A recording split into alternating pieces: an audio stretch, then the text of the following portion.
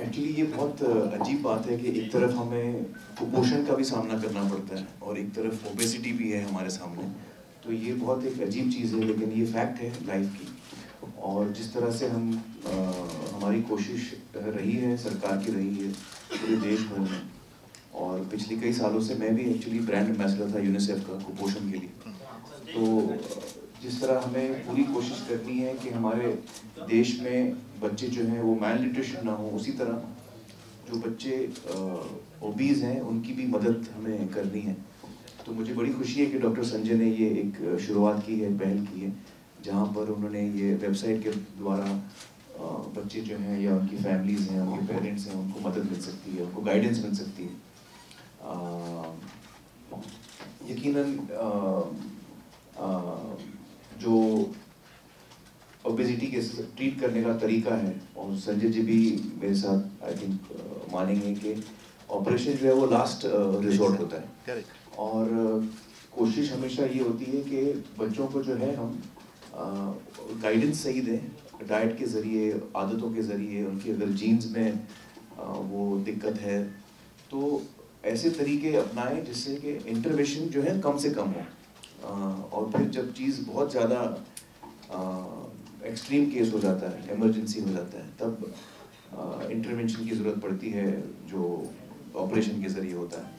लेकिन जाहिर है हमारी कोशिश सबसे पहले ये रहती है कि हम उसके बगैर ही इस चीज़ को, और जितनी जल्दी हम इस चीज़ को समझें, मुझे बहुत साल लगे ये समझने में, और मुझे ये न्यूट्रिशन का कॉन्सेप्ट समझने में जब मैंने फर्स्ट टाइम डॉक्टर धुरंधर को मैं मिला, doctor Vinod Dhurandhar, you must be knowing. Doctor Vinod धुरंधर जी आज हमारे साथ नहीं हैं, लेकिन वो इस फील्ड में बहुत ही एक्सपीरियंस रहे हैं। सेंटा क्रूज में उनका क्लिनिक रहा है। तो उनको जब मैं पहली दफ़ा मिला तब मुझे आइडिया हुआ कि एक्चुअली न्यूट्रिशन होता क्या है और उसका क्या इम्पोर्टेंस है। We are what we eat, जो हम खाते हैं हम वही हैं।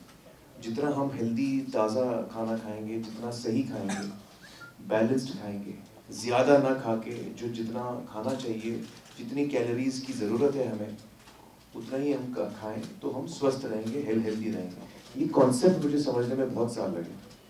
आई थिंक उस वक्त मैं गजनी कर रहा था, then I had gone to him for the diet. तो मैं अपने बच्चों को हमेशा बोलता था कि जो चीज़ मुझे समझ में आई है 40-45 बरस की उम्र में, मैं आप लोगों को 18 साल में सिखाने वाला हूँ।